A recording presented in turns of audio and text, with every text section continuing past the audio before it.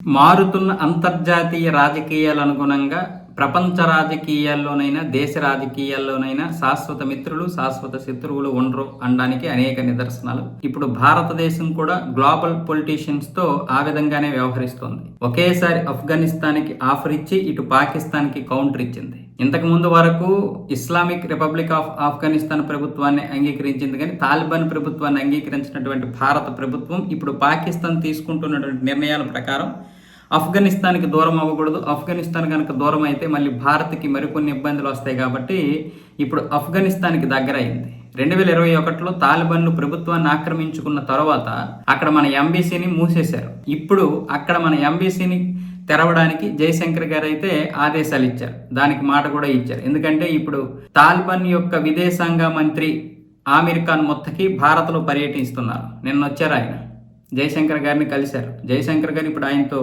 సమావేశంలో ఉన్నారు. Already live జరుగుతోంది. ఈ క్రమంలోనే జయశంకర్ గారు ఆఫ్ఘనిస్తాన్లో ఉన్నటువంటి టెక్నికల్ మిషన్కి పూర్తి స్థాయి ఎంబసీ హోదా ఇస్తామని మాట ఇచ్చారు. అక్కడ మనం మూతపడిపోయినటువంటి ఎంబసీని కూడా తెరుస్తామని చెప్పారు. అంటే ఇక మనం వాళ్ళతో జత కట్టినట్లే తాలిబాన్లతో. ఇప్పుడు తాలిబాన్లతో ఎందుకు మనం జత కట్టాలంటే పాకిస్తాన్కి కౌంటర్ ఇవ్వాలి.